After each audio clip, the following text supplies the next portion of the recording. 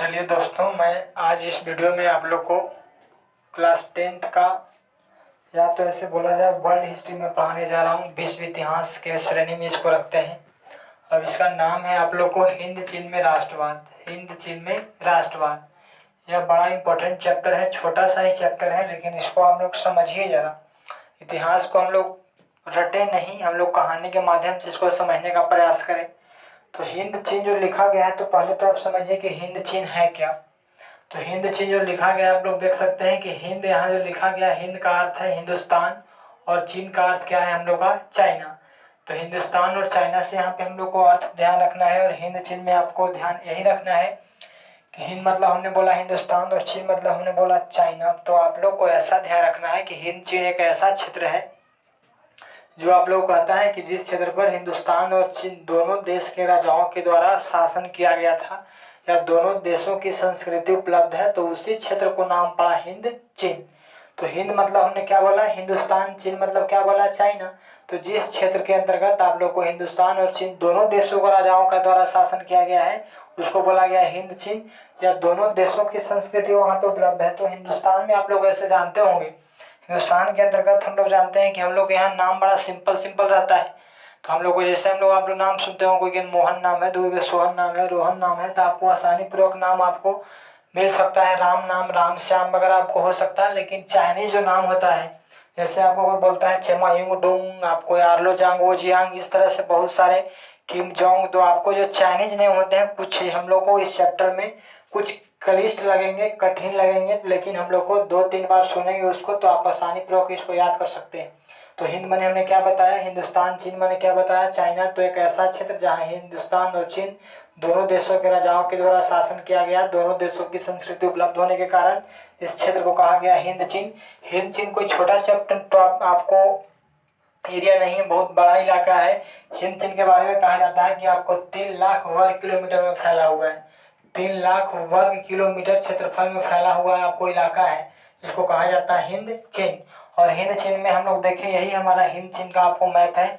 इसको हिंद चीन के अंतर्गत हम लोग देखें तो इसको हम लोग बोलते हैं, इस फील्ड को वियतनाम बोलते हैं। तो इस क्षेत्र को क्या कहते हैं, वियतनाम। और यहाँ पे आप देख सकते हैं इस फील्ड को हम लोग बोलते हैं, आपको कहता है लाओस। इस क्षेत्र को क्या कहते हैं, लाओस। और यहाँ पे आप लोग देख सकते हैं इस क्षेत्र को कहा जाता है कंबोडिया। क्या कहा जाता है, कंबोडिया।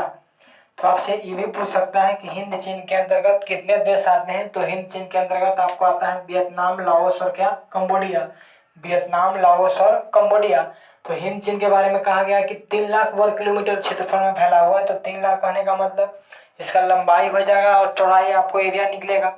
जैसे हम लोग जानते हैं कि हम लोग पटना से दिल्ली जाते हैं, तो पटना तो दिल्ली हम लोग को 1000 किलोमीटर डिस्टेंस है।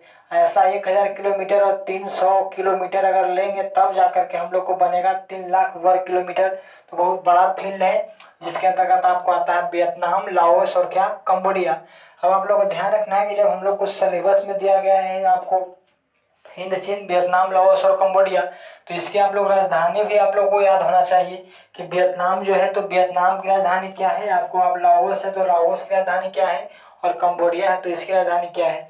तो आप लोग को पता होना चाहिए कि वियतनाम है, इसकी राजधानी आप लोग को जानकारी होना चाहिए, जिसका नाम है हनोई। तो वियतनाम की राजधानी कहाँ है, हनोई।